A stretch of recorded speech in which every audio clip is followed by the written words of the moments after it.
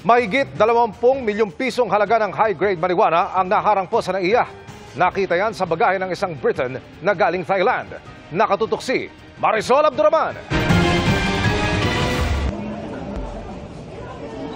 Matapos lapitan ng K9 unit ng Philippine Drug Enforcement Agency, agad binuksan ng mga otoridad ang bagaheng ito sa NAIA Terminal 3. Ang tumambad, 35 pakete ng marijuana kush. Dumadaan sa x-ray. Lahat yung mga indicators na yan nag-positive po. Kaya nung pinabukas po ng mga taga-task force. Halos 16 na kilo ng marijuana kush na nagkakahalaga ng 22.6 million pesos ang dala ng isang Britong galing sa Bangkok, Thailand.